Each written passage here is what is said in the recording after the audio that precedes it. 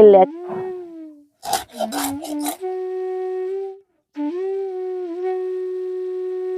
নমস্কার বন্ধুরা, কাকুলির রান্নাঘরে আপনাদের সকলকে স্বাগত জানিয়ে প্রতিদিনের মতন আজকেও চলে এসেছি নতুন একটা রান্না নিয়ে। আজকে আমি এই যে ল্যাঠা মাছ নিয়ে নিয়েছি। এই ল্যাঠা মাছের মাথা দিয়ে আর ছোলার শাক দিয়ে দারুণ স্বাদের একটা রেসিপি আপনাদের সঙ্গে শেয়ার করব। আর ল্যাঠা মাছ আর মূলো দিয়ে একটা রেসিপি আপনাদের সঙ্গে শেয়ার করব। তো দেখতে থাকুন সম্পূর্ণ ভিডিওটা, আশা করি ভালো লাগবে। এখনো পর্যন্ত যারা আমার চ্যানেলটিকে সাবস্ক্রাইব করেননি তারা অতি অবশ্যই আমার চ্যানেলটিকে সাবস্ক্রাইব করবেন, আর পুরনো বন্ধুদেরকে আমার পাশে থাকার অনুরোধ করছি। তো রান্না শুরুর আগে প্রথমে আমি মাছগুলো বানিয়ে নেব।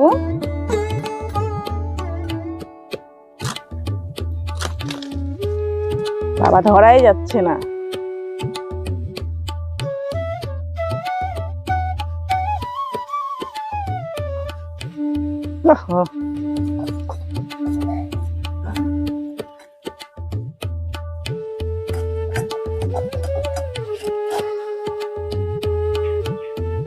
এই ল্যাঠা মাছ খুব ফড়কে যায় হাত থেকে, তার জন্য ভালো করে ছাই মাখিয়ে নিচ্ছি।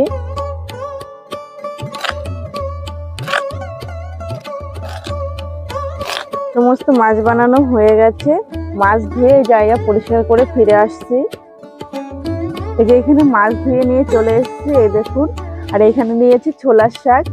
ছোলার শাকের কচি ডগার অংশটা নেব, আর এই পাতাগুলো এইভাবে করে ছাড়িয়ে নেব।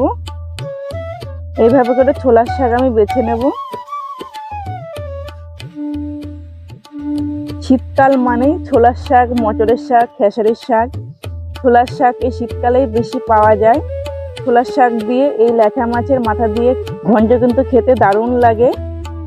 আমাদের বাড়িতে প্রায় মাঝে মধ্যেই হয় এই শীতকালে, ওই জন্য ভাবলাম আপনাদের সঙ্গে রেসিপিটা শেয়ার করি। ছোলার শাক বাছতে একটু সময় লাগে, কারণ সরু সরু ডাঁটা, তাই সময় নিয়ে বাছতে হবে। আপনারা পারলে রাত্রে বেছে রাখতে পারেন।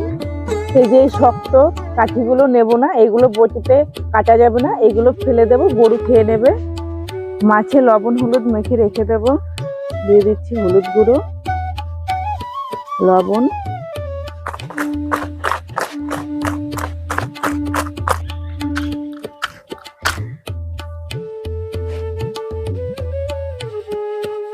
উনুন ধরিয়ে দিয়েছি, কড়াই চাপিয়ে দিয়েছি, কড়াই গরম হয়ে গেছে, তেল দিয়ে দেবো। মাছ ছেড়ে মাছগুলো ভেজে নেব।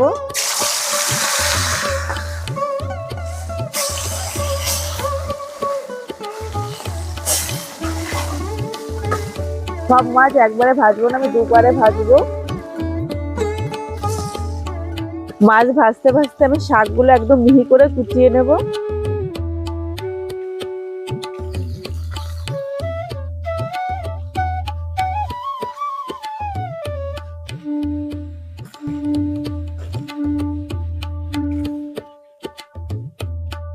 এরকম মিহি করে কুচাবো।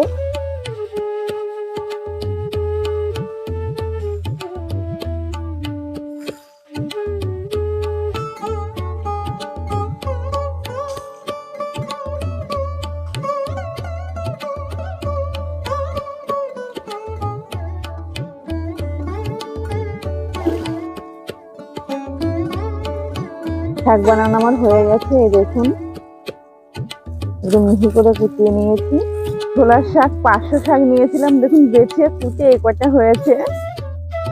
মাছ এরকম লাল লাল করে ভেজে নিয়েছি। এই মাছ কিন্তু একটু ভালো করে ভাজতে হবে, কম ভাজলে হবে না, একদম কড়া করে ভেজে নিতে হবে। এই দেখুন, তুলে নেব।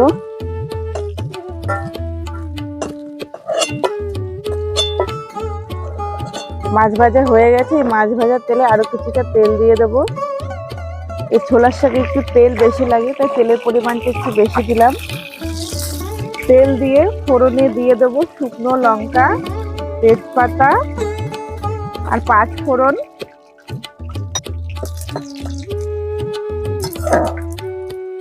এবার দিয়ে দেব থেতো করে রাখা আদা,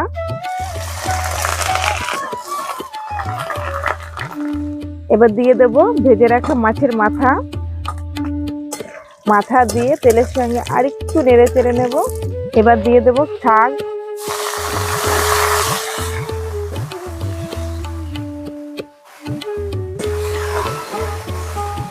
কাঁচা লঙ্কা চেরা দিয়ে দেবো অল্প একটু হলুদ গুঁড়ো, স্বাদ মতন লবণ দিয়ে ভালো করে নেড়ে চেড়ে মিশিয়ে দেবো।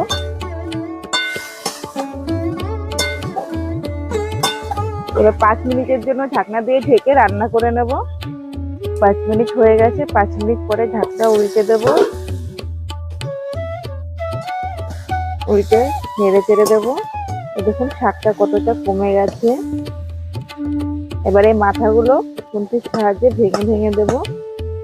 একদম গুঁড়ো গুঁড়ো করে ভাঙবো না, হালকা ভাবে ভেঙে দেবো।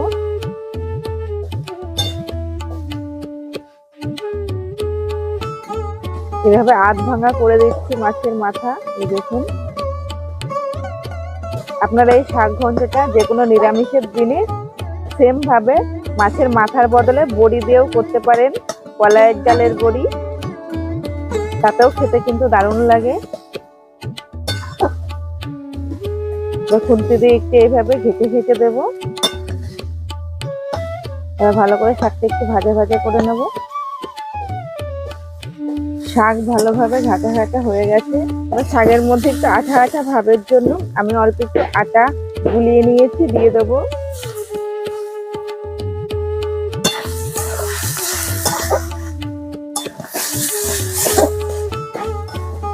এই সময় আপনারা নুন মিষ্টিটা চেক করে নিতে পারেন। আপনারা চাইলে চিনি দিতে পারেন, তা আমি চিনি দিলাম না।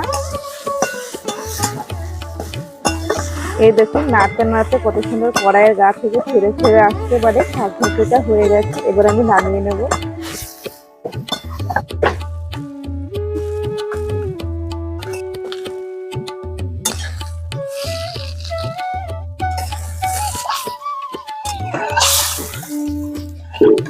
ছোলার শাক ঘন্ট হয়ে গেছে। এবার মূলো চচ্চড়ি করবো, তার জন্য কড়াই ধুয়ে বসিয়ে দিয়েছি।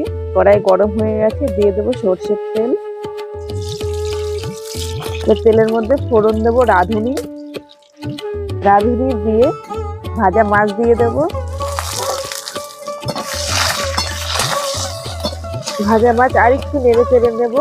এবার জল দিয়ে দেবো। খুব বেশি জল দেবো না, যেহেতু আমি চচ্চড়ি করবো।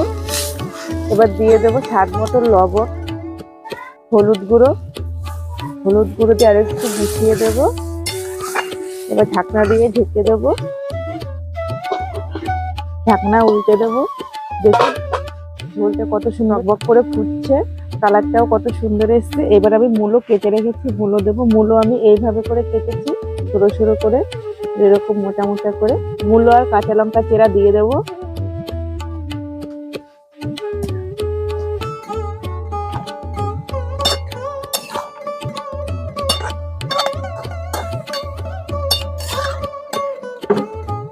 মূলো দিয়ে এবার ঢাকনা দিয়ে ঢেকে 10 মিনিটের জন্য রান্না করে নেব।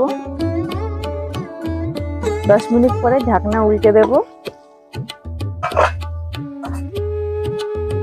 এই দেখুন ঝোলটা কতটা কমে এসছে, ঝোল নেই।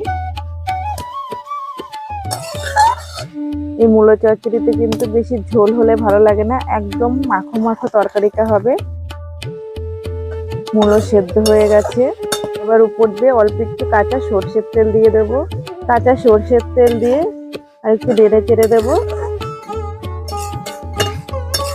নেড়ে চেড়ে আরো 2 মিনিটের জন্য ঢাকনা দিয়ে ঢেকে দেবো। 2 মিনিট পরে ঢাকনা উল্টে নেব। মূলো চচ্চড়ি হয়ে গেছে, নামিয়ে দেবো।